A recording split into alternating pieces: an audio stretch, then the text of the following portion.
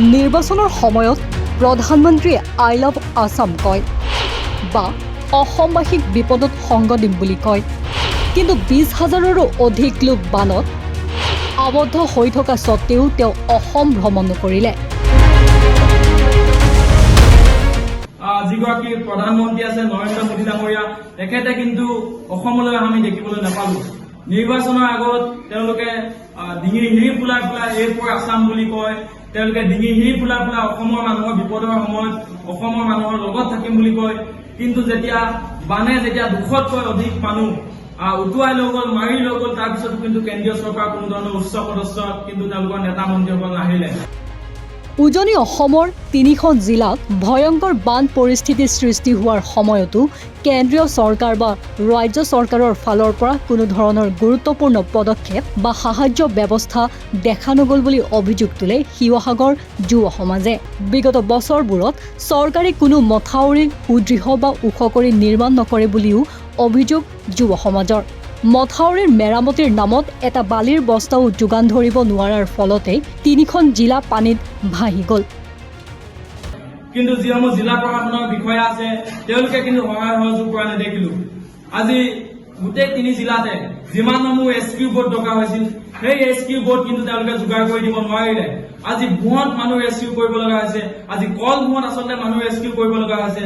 তাৰ পিছতো তেওঁলোকে লাজ পাব লাগিছিল আচলতে, যেতিয়া ভূঁখনত আচলতে এগৰাকী বানত ডুবি থকা মানুহক উদ্ধাৰ কৰি লৈ আহিছে স্থানীয় ৰাইজে, যেতিয়া দল সংগঠনে তেওঁলোকক উদ্ধাৰ কৰি লৈ আহিছে, তেতিয়া চৰকাৰ প্ৰশাসনে লাজ পাব লাগিছিল, আৰু লাজ তেওঁলোকে পাইছে নাপাইছে এইটো কথা আমি আচলতে বুজি পোৱা নাই। আমি বাৰম্বাৰ তেওঁলোকক কৈ আছিলো যে ইটোৰ পিছত ইটো মথাউৰি ভাঙিছে, তেওঁলোকে মথাউৰিবিলাক বান্ধ মৰাৰ ব্যৱস্থা কৰিব লাগে, মথাউৰিবিলাক ৰখাৰ ব্যৱস্থা কৰিব লাগে, কিন্তু তেওঁলোকে এটা বালিৰ বস্তা তেওঁলোকক দিবলৈ নগ'ল, এটা বস্তা তেওঁলোকক দিবলৈ নগ'ল। আজি কাৰ ভুলৰ বাবে 3খন জিলা ধ্বংস হৈ গ'ল? আজি কাৰ ভুলৰ বাবে আচলতে 3 জিলাৰ মানুহৰ ঘৰ বাৰী একেবাৰে উটুৱাই লৈ গ'ল? ইপিনে শিৱসাগৰ জিলা প্ৰশাসনে প্ৰয়োজনীয় উদ্ধাৰকাৰী নাও বা স্পীড বোটৰ যোগান ধৰিব নোৱাৰিলে। ৰাইজে ছাল, গছ আৰু মূৰত উঠি আত্মৰক্ষা কৰিবলগীয়া পৰিস্থিতিৰ সৃষ্টি হ'ল বুলিও সংবাদমেলত অভিযোগ তোলে যুৱ সমাজে। চৰকাৰী বিভাগৰ পূৰ্বৰ পৰিকল্পনা নথকাৰ বাবে অৱশেষত স্থানীয় ৰাইজ আৰু দল সংগঠনে নিজৰ জীৱন বিপন্ন কৰি বানত কঁপি থকা মানুহক উদ্ধাৰ কৰিবলগীয়া হ'ল। এই বৃহৎ বিপৰ্যয় চৰকাৰ আৰু প্ৰশাসনৰ ভুলৰ বাবে ঘটা বুলি স্বীকাৰ কৰি চৰকাৰে উজনি অসম তথা 3 জিলাৰ ৰাইজৰ ওচৰত ৰাজহুৱাভাৱে ক্ষমা বিচাৰিব লাগে বুলি দাবী কৰে যুৱ সমাজে। বানত সৰ্বস্বান্ত হোৱা, ঘৰ-বাৰী হেৰুওৱাৰ প্ৰতিটো বানপীড়িত পৰিয়ালক চৰকাৰে অবিলম্বে 10 লাখ টকাৰ সহায় ক্ষতিপূৰণ দিব লাগে বুলি দাবী কৰে তেওঁলোকে। বানৰ ক্ৰোধত পৰি যিসকল লোকৰ অকাল মৃত্যু হ'ল তেওঁলোকৰ পৰিয়ালক চৰকাৰে 25 লাখ টকাকৈ সাহায্য প্ৰদান ঘোষণা কৰিব লাগে।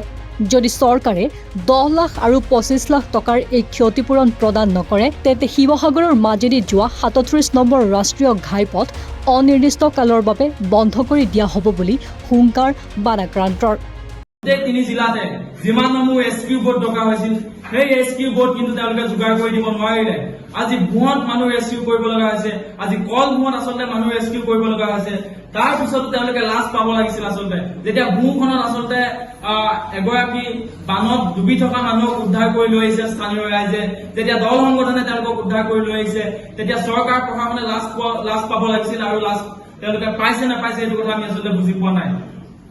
আমি বাৰম্বাৰ তেওঁলোকক কৈ আছিলো যে ইটোৰ পিছত ইটো মথাউৰি ভাঙিছে, তেওঁলোকে মথাউৰিবিলাক বান্ধ মৰাৰ ব্যৱস্থা কৰিব লাগে, মথাউৰিবিলাক ৰখাৰ ব্যৱস্থা কৰিব লাগে, কিন্তু তেওঁলোকে এটা বালিৰ বস্তা তেওঁলোকক দিবলৈ নগ'ল, এটা বস্তা তেওঁলোকক দিবলৈ নগ'ল।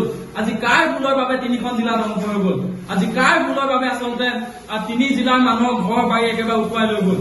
আজি তেওঁলোকে মথাউৰিবিলাক কিয় নিৰ্মাণ নকৰিলে?